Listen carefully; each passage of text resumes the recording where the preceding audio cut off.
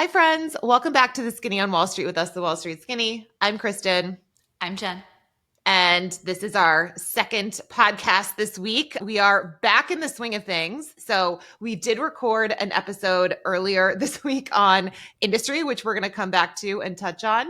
But on the agenda for today, we want to get into the Figma IPO, which priced today. And it was, it was huge. It was one of the most anticipated IPOs, I'd say, of 2025. And the reaction has been insane. So we're going to talk a little bit about that. Jen spent a lot of time this week looking into kind of like stablecoins, and that's been in the news a lot. So we're going to get into the passing of the Genius Act and the impact on stablecoins, and then also what it means for potentially the impact on interest rates, which is kind of counterintuitive. But Jen, you were talking to me about stablecoins, something that like, honestly, if you talked to me about this last year, I'd be like, I don't know what you're talking about. I don't care what you're talking about. And now it's something that is so top of mind for so many people. And you explained it to me in a way that I was just, it was like a light bulb moment. So again, I'm really excited to touch on that.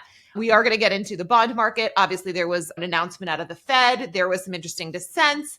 And then there was also this amazing article about like AI colluding. And anyway, so much to get into. So before we do that, Jen, just what have you been up to? Well, one of the things that we've been doing, guys, is we've been really trying to ramp up our presence on LinkedIn and YouTube. We've been so excited to meet so many of you on Instagram and TikTok and kind of the old school social media apps, but we're really making a big push onto LinkedIn and YouTube. If you guys don't follow us there, please do so. And one of the things that we're going to be doing that's brand new is we're going to be doing a LinkedIn Live. So you should see that announcement come up. By the time this episode airs, it'll already be up. Please sign up and register. It'll be an opportunity to have a conversation with us. The series that we're doing is basically how to AI proof your career and build a moat around yourself as a professional. So we're bringing on some really exciting industry thought leaders to have live conversations with you guys. I think it's going to be invaluable as you think about wherever you are in your career, whether you're someone who's just starting out or someone who is advancing in maybe in a finance career, maybe not, about how AI is going to impact your industry and what you can do on a personal level to bulletproof yourself, if you will, and future-proof yourself. So that's what I've been working on and I've been really excited about is kind of new ways to interact with people. Increasingly, we're making this big push towards more interactive events that aren't just us talking at you, but getting to hear from you guys. And so this is kind of the first foray into that for 2025. Yay. And I actually did. We got a message from someone on Instagram who said, like, where should I be following you? She said she saw that there was some like videos that we had posted on YouTube that she didn't see on Instagram. And so I was explaining to her, I was like, well, Instagram had been our focus for so long. And we're now, to your point, trying to make a push on these other platforms. So we're actually posting some of the content that we have created that's evergreen that didn't make it to some of those platforms on, say, YouTube, on LinkedIn. But it is going to be in our Instagram archives. But we are actually now, Jen made a specific video for YouTube, only on YouTube, and all of our podcasts obviously live there as well. So if you're watching this on YouTube, like, congratulations, you're already there. But for a lot of people, again, if you found us on Instagram or you listen to the audio podcast and you have not made your way to YouTube, like I said, please subscribe to our channel there. Okay, so with that, let's get into talking about the Figma IPO. And it was so interesting that this is pricing today because, as we said, we just went through like season 3, episode 2 of Industry, where it follows the IPO of this company called Lumi. And there were so many parallels that we get into in that episode with the Facebook IPO, which went public in 2012. And that was an epic disaster as far as most people are concerned. It's sort of like the case study of sort of like what not to do in a tech IPO. And so Figma is interesting because back in 2023, Adobe tried to acquire Figma for a $20 billion valuation. Now, as the company or as due diligence was going on, the EU regulators shot it down for antitrust reasons. And so what then happened as a result, whenever there's a merger and it doesn't go through, there's typically something called a breakup fee. So again, for Figma, Adobe had to pay them $1 billion as a result of this deal not going through. So fast forward now to 2025, and the company is going public. And what was interesting is that when the banks were going out and setting price talk, they initially were quoting like a $30 to $32 per share valuation range. So they, like I said, they go out and they build a book. So they meet with all of these different institutional investors, with the Fidelities and the Wellingtons and whoever. And they basically get a list of what is the volume and at what price are these investors willing to buy in. And they're trying to basically build this book that's oversubscribed. I heard somewhere that this IPO was something like 40 times oversubscribed, which is insane. Like that is wild. So again, huge investor demand. I actually was listening to Scott Galloway, who was like, I tried to get an allocation, and like everyone was basically like, sorry, nobody, which goes back to, again, the conversation we had about the Facebook IPO, where they had given retail investors allocations, and that's usually not a great sign. So in this case, again, there was no the retail allocations. But anyway, so they went out and the IPO priced at $33 a share. Now, what's nuts is I'm looking at a Bloomberg article, and the shares were indicated to begin trading at $105 to $110 per share. Wow. So that is something like 233% gain, like over where it priced. And you might say to yourself, that's great. Like, that's amazing. Actually, not necessarily. So typically with IPOs, you want to usually price. So there's a 15% pop. It's called the IPO discount. So you typically will see that where IPO's price, it is below what you expect the actual value to be so that the share price does well. That amount of a pop is actually not great. And again, we were talking about this offline, and Jen, you were like, why would that not be good? And it's basically because— I'm always thinking about things from the investor's standpoint, not from the company's standpoint. But from the company standpoint, they just left a lot of money on the table. And so I was looking at kind of like what the split was between primary and secondary shares. So it looks like there was 12.5 roughly million shares that the company itself sold in the IPO. So that means that this is the actual company. So money that comes in is going to, again, shoring up their balance sheet, possibly, I mean, I don't think they have debt, but like in theory, paying down debt, like it literally goes to the company. And then you have the existing investors. So, Index Ventures, Greylock, again, the VC guys, they sold 24.5 million shares. So there was that split, but both the company and the VCs left a ton of money on the table, So like for them, that's not great. So you usually, like I said, it's sort of that sweet spot. And I did think it's interesting going back to the discussion about in 2023, you had Adobe who was going to buy for 20 billion. So you're like, why would they price it the same? That sort of seems like, well, duh, you're going to have that issue. In an acquisition, you typically have a takeover premium. So like they paid more than where it would be valued on a standalone basis. Whereas again, with the IPO, you want to price at a discount, but this is way too big of a discount. And just really quickly, and just want to touch on sort of how you come up with the market cap, because if, you listen to me talk about just how many shares they went out with, 12 and a half for obviously the company, 24 and a half for the existing investors who are cashing out. That's only like 37 million shares. So if you're thinking about that and saying, okay, they priced it at $33 share price, like how do you get the valuation? That is just the amount of cash that they're raising. So that's just the proceeds that they're raising in the IPO. Because remember, when you do the initial public offering, you're only taking a percentage of the business public. So after the IPO, they're going to have like 585 million shares. So if you look at the 585 million times the 33, that gets us to that 19.3, almost $20 billion valuation for the equity. And then if we instead assign the $105 share price that it was initially indicated to trade up to, that's like $60 billion. So wanted to just throw that out there because it can be a little bit confusing. So we'll be watching what happens with this, but it is so wildly the opposite of what we talk about in industry, where it is a disastrous IPO and the share price goes down. Same thing with Facebook. They priced it like $38 a share and the share price traded down. By the way, I do think that Morgan Stanley was like one of the lead underwriters. Let me look this up. I'm curious who is lead left on this. Yeah, Morgan Stanley lead left, then Goldman, Allen, JP. Again, a lot of the same names that you saw in the Facebook IPO. By the way, Morgan Stanley was also lead left in the Facebook IPO. It's so funny. I feel like they learned the wrong lesson from the Facebook IPO, so they were so conservative here, but that's wild. Well, so another question I have is, this is such a big, high profile IPO of a company in a space where there have been notoriously very few IPOs, where there have been all of these high profile tech companies that everybody's been waiting for them to go public and waiting for these exits. Is Figma the first in a series of shoes to drop? Are we going to unlock these exits now after everyone's seeing how much demand there is for this product? Or is it going to still be private companies changing private hands? And Figma being a special case because they may not have had as many acquisition possibilities because of that antitrust finding, right? And so once you get burned going through something like that once, no one else wants to pay them $1 billion breakup fee. So they're like, screw it, I don't want to deal with that. Well, I think Adobe was so similar in terms of the actual product. It's funny, I was not familiar with Figma until you and I started we used to. it. Yeah. Exactly. That's where I first was exposed to it, was when we were working with a designer to help us with our website, and they used Figma, and it was. By the way, I have no idea, like, to this day, there could have been a check for $1 million in that Figma account, and I have no idea what I was doing with it. So my experience with Figma did not make me think that this was the world's greatest company. It just made me realize I'm not cut out for web design. Yeah, well, I think it's similar to Adobe, and it's really just the business models were so similar. So I don't know that, again, a different company would have that same issue. It just was this type of business selling this type of product. It was, like I said, so similar to Adobe that I think was why the regulators were not on board.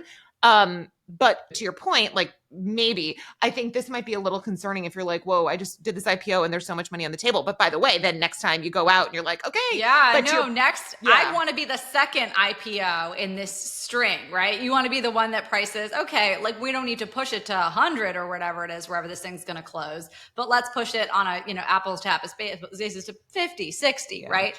It's like when there's a real estate boom in your market, right? If your neighbor prices their home in $1 million and it sells for 1.5, you don't then list your home for 1.5.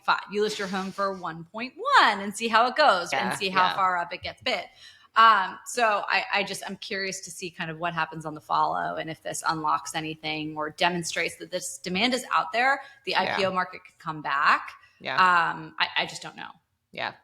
So anyway, very interesting. Like I said, we're going to keep watching, and I'm so curious to see where the share price closes. I tried to look up like a stock price graph, and it has where it priced, and that's basically it. Like, there's no intraday anything. So you need to get us some live feeds. Seriously, which, by the way, goes back to our conversation on industry. So yeah.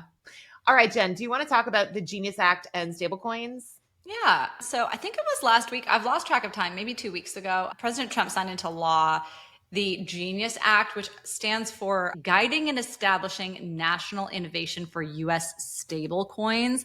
And this is kind of that watershed first landmark federal legislation regulating stablecoins in the U.S. markets. So first of all, what are stablecoins? We tried to explain this a little bit in some short form content that we released today, but stablecoins are something that, to be honest, I didn't really understand. And I kind of need to think of them in a TradFi framework in order to translate what they are in the DeFi world.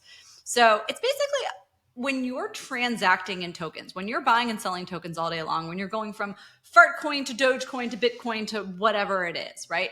You need a place to park your cash in this digital world rather than taking it out, converting it into US dollars, and then bringing it back into that system. And stable coins are designed to be that medium, that stable exchange medium, if you will, that lives in the digital finance world. And so if you're playing Monopoly, you're going to play with Monopoly money. Or if you're in a casino, right, you play with poker chips, right? It is the currency that is used to effectively keep your money stable when you're going between different tokens. Another way that I thought of it, which isn't exactly an apples for apples comparison, but think about foreign currency pairs. We obviously have big currency pairs like dollar euro, dollar yen, sterling euro, et cetera, that trade all the time. And there's obviously like very deep and established markets between the two. But when I was explaining to you, Kristen, I think I came up with the example, and I have no idea, again, not an FX person. But I came up with the example of like the Colombian peso and the Thai baht, right? For all I know, they're very deeply linked, but I've tried to pick two currencies on opposite sides of the world that probably don't have much in common. And so, sure, you could come up with an exchange rate from Colombian peso to Thai baht, but both trade much more frequently against the US dollar. So you might go through this triangulation in FX terminology where you convert each currency into US dollar and then into another one, right? You kind of like reduce your fractions, if you will, and take out the US. That's kind of how I think of stable coins functioning through a TradFi lens. They are in reality much more complex. And as someone who is not a crypto person, my understanding is very fundamental.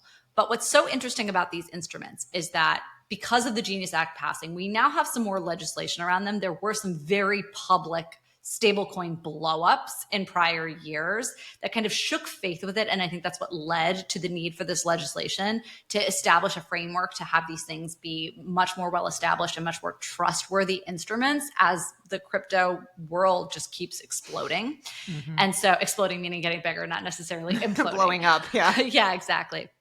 And so what's interesting about these stablecoins now is there's a regulatory framework that says like what they actually need to be. So the law is restricting stablecoin issuance to basically like entities that have been approved by the state and federal regulators. The big names in the space right now that you may have heard of are Tether, so USDT, USD Coin, so USDC. And you can tell when someone's not fluent in a topic because they don't know how things are pronounced. Something that's either DAI or DAI is the acronym. I don't know what it is. Again, I'm just reading about the top stablecoins by market cap. And I think all told right now, the total market cap of stablecoins is something on the order of magnitude of 260 billion US dollars. And Scott Bessent, of all people, the US Treasury Secretary, has estimated that this market could be as big as 2 trillion in the coming years. I listened to a podcast just this morning where someone was estimating that that market cap could be 10 trillion. So, I mean, the estimates are very wide ranging depending on whom you're speaking with and what their personal biases are. I was going to say that was like the CEO of Circle who said that. No? Yeah, exactly. Yeah, which is, that's their business. Exactly. But so basically what the act has done is it's put guardrails around stablecoins from the standpoint of consumer protections. So the most important thing is that these stablecoins have to be backed by low risk, high quality liquid assets like T-bills. And there are all these requirements of what kind of reserves these stablecoin issuers are required to hold in their coffers. So what that means is that it's twofold effectively. One is that you have these coins linked to a very real world fiat currency thing, which I think helps counteract a lot of the natural trepidation that people like me have about the whole cryptocurrency world, that it's not tied to anything real. Like, where's the real value derived from? And I know there's so many people who are like, paper money's messed up. Like, that's just totally a figment of your imagination anyway. So like, what's so different? I'm not there mentally. So these are like the bricks and mortar things for me. So having it be tied to that, I think gives people a much greater comfort in like the stability of the system. But then B, the second thing is that it also provides, akin to the FDIC insurance on your deposits within a bank, all of a sudden now there's like some orderliness with respect to your level of seniority in the event of a bankruptcy effectively. So there is some kind of recovery mechanism for people within this stablecoin banking system, if you will, the debanked, outside the formal banking system. I'm not even sure what to call it. Mm-hmm. So this is pretty interesting because it's spurred a lot of different controversies. But what I'm always thinking about as like the TradFi gal here is like, well, what does this mean for the rest of the market?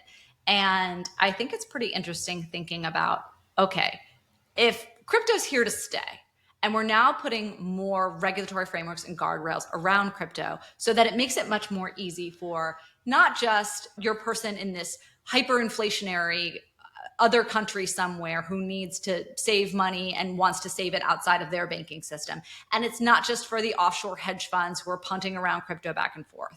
But if it is starting to be for the everyday person to transact in, and for, you know, the velocity of money supply to increase in terms of like more AI transactions happening and things like that, if this is truly here to stay and stablecoin issuance needs to increase, and we now have a framework that says that these stablecoins have to be backed by things like US T-bills, that is going to push up demand for short-dated US Treasury securities.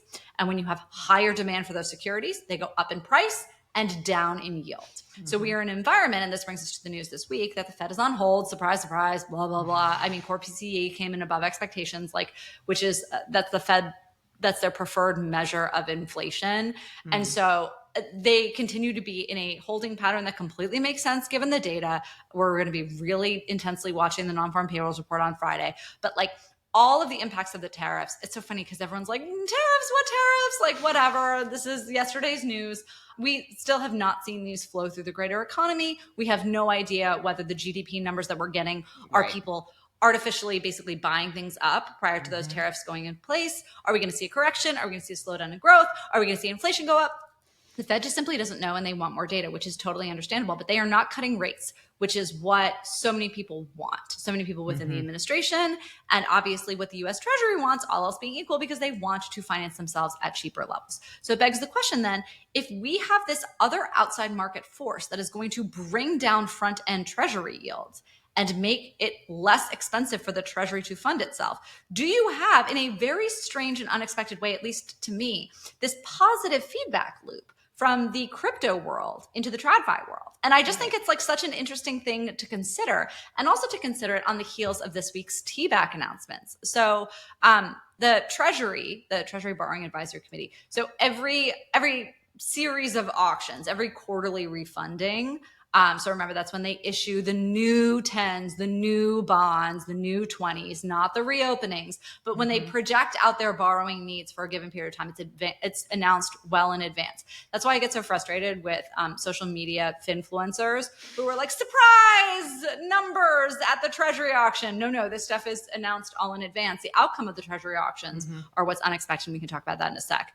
But I thought possibly with the Genius Act being passed, with all this noise coming from, by the way, again, the Secretary of the Treasury, Scott Bessent himself, saying that stable coins are potentially going to have this impact on the market. I thought that there was a high potential that the Treasury would basically effectively shorten the weighted average maturity of their issuance and issue more in T-bills to meet that new projected demand. If they have increased borrowing costs because we are running this deficit, because we are cutting taxes, because we are cutting federal income, what better way to fund yourself then? Now, we can talk, until we're blue in the face, about the long-term repercussions of more heavily focusing your issuance in shorter dated securities that need to constantly be turned over, right? And the refi risk that you run with that. But the bottom line is that I think that we're going to see some dynamics play out here on the front end of the curve where we may not, I'm not saying we don't need the Fed to cut rates to bring them down, but you may see this bid for front-end treasuries that you otherwise wouldn't have coming from this very unexpected place. And rant on the stablecoin front. Any comments, questions, concerns, Kristen, before I get into the little fun facts about the Treasury auctions this week? No, but again, I just want to hammer home that it's funny because obviously the main thing that people are so concerned about for the most part, especially it's like housing and interest rates and blah, blah, blah. And we've said this before, the Fed can only do so much when it comes to short-term rates. Again, this could impact short-term rates, but the long-term rates, again, like that is really up to the market unless the Fed pulls out the bazooka and does like quantitative easing. So it's, yeah, and what's so interesting too that I learned about these instruments, because I think if you're a TradFi person, you're like, well, why wouldn't you just buy T-bills, right? Like, why do you need this intermediary? Why wouldn't you just, like, this is all nonsense, just buy T-bills, right? By the way, flip side of that, what a brilliant business model where you are forced to go out and buy a yielding instrument and then issue a non-yielding instrument and just collect that spread till you're blue in the face. Like, where do I sign up for that?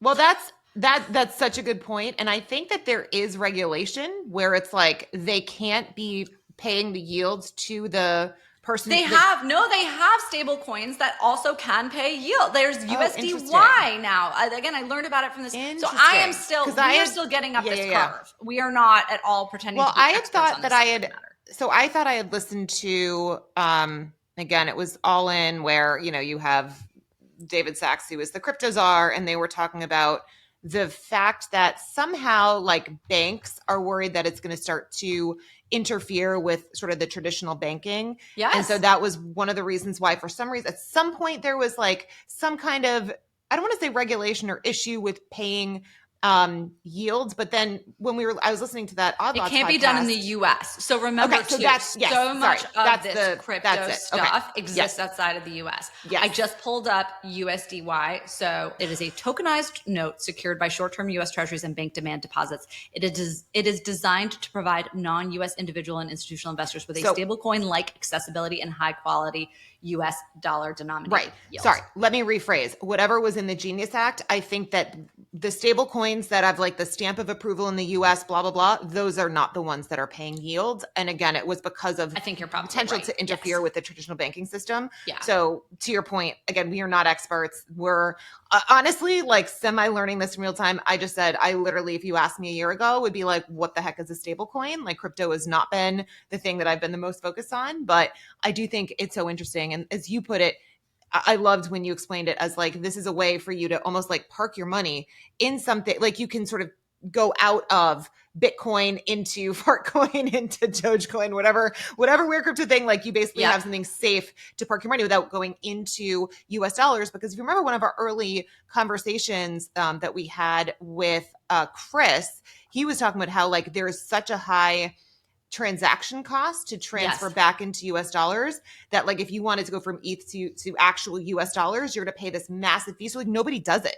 So it makes sense that they have this. And so now I'm like, okay, light bulb turned on. I understand this. But to your point, again, if you are one of the companies that provides the service and you are just minting money, like you're buying a T-bill, getting paid interest, and you don't have to pay that out to the person. Right. Like, I mean, amazing. And we always talk about like identifying picks and shovels businesses, right? And to me, stable coins are just like data centers are the picks and shovels. And I don't know where we got the picks and shovels term. I don't know if that came from industry It was. or I don't know if that's yes, because if you remember, it was season 2 when Jessie Bloom was talking about COVID and she was trying to tell him to buy this pharma-ish stock or whatever it was, fast the healthcare, the telehealth. And he said that trade is already done. Like, I want the picks and shovels. Yeah. And just for listeners who haven't heard this metaphor before, basically what Jessie Bloom was saying is basically the people who got rich in the gold rush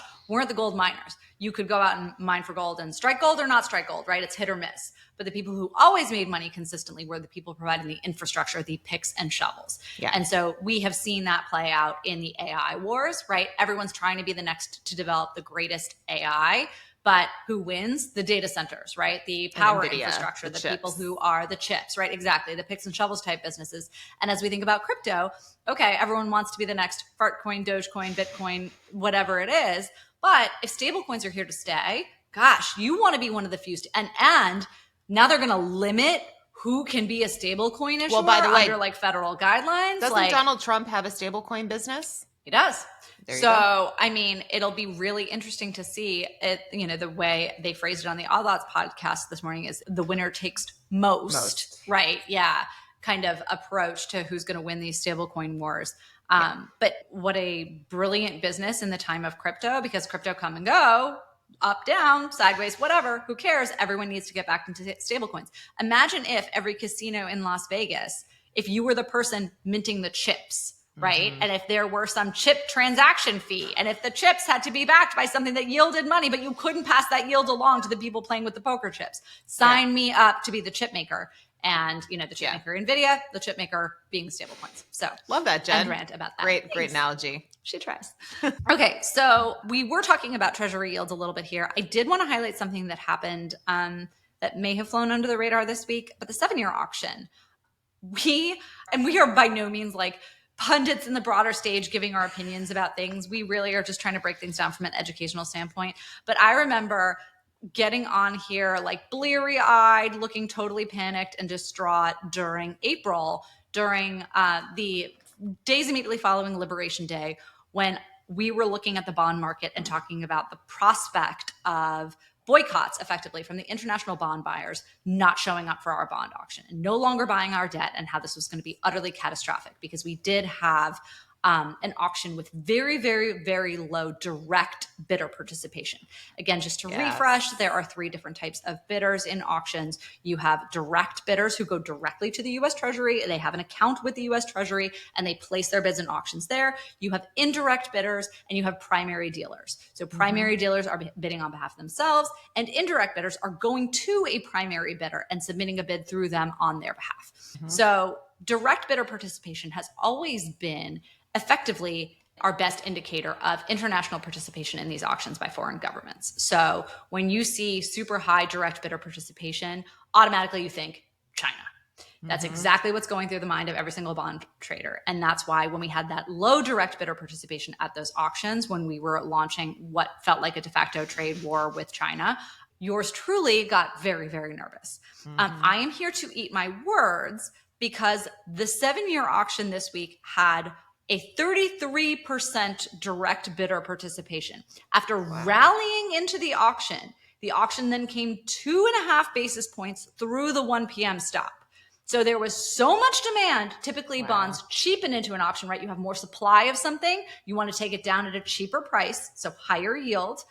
And when the auction stops at 1 p.m., we look at the yield where it's trading, and it either tails, meaning it comes at a cheaper yield, meaning there was actually less demand than anticipated, comes on the screws, meaning it comes at the same price as it was trading at 1 p.m., or it stops through, meaning it stops actually at a richer yield than it was trading at 1 p.m. And typically these are fractions of a percent, so a couple, whatever, basis points here and there.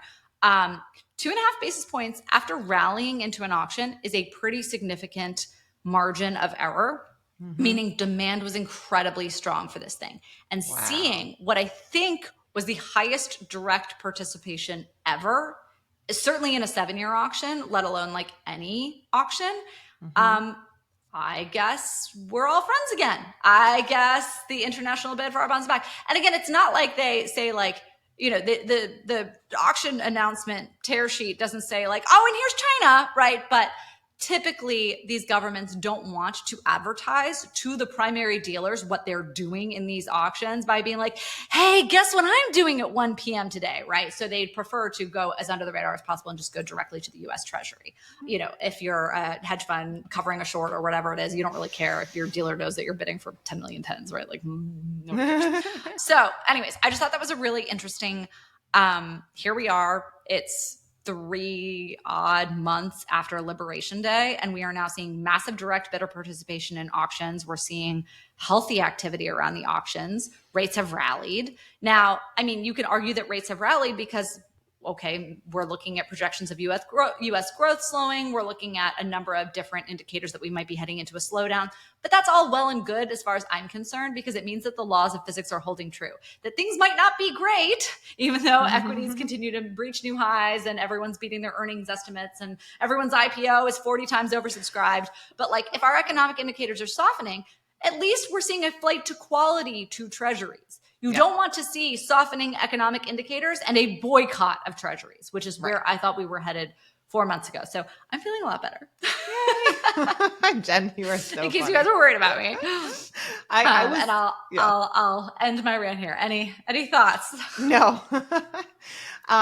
So last thing that we want to get into is there was a Bloomberg article that you sent me that then I loved a summary that Matt Levine put out on AI like colluding with each other with stocks. Yeah, so this was a Wharton research paper that actually was published some time ago, I think, but is just kind of getting a bunch of attention right now. And they did a study that found that AI-driven trading algorithms would spontaneously learn to collude. Yeah. So meaning either if they were, long an asset, collude to keep prices and their profits higher than a truly competitive market would allow without any explicit agreement or communication between them. Oh, that's weird. Yeah. So I believe the paper identified 2 distinct forms of AI collusion. One being what's called a price trigger strategy, where basically algorithms would use price changes as signals to implicitly coordinate and keep prices high. And the other driven by what they're calling an over pruning bias in their learning, that basically made the algorithms become overly cautious and avoid aggressive moves, which made them effectively end up cooperating by default. So what's super interesting about this, right, is if we are entering into a world where AI is increasingly being incorporated by many different investors all over the world, right, we run into what our friend John Normand over at Australian Super, calls basically the alignment problem, right? So how do you ensure that AI or whatever your artificial agent is shares the values of its creators? Yeah, right? I think the alignment problem is like an AI specific term. Yeah, I'm not suggesting that he coined it, but rather that he uses it in talking about this article specifically. So he said every investor explicitly values efficiency, one expression of which is return maximization. They also implicitly value fairness, assuming they believe in some degree of regulation. The AI models described in the paper evidence a narrow form of the first value, but not the second. And so I thought that was just a really interesting / like scary vision of the world, where if we are going to start incorporating these models into all of our trading, like everyone's already telling me, by the way, they're like, oh, AI's already in all of trading. Like market making is dead, like blah, blah. No, it ain't. And like, if so, is the whole world just going to become a meme stock?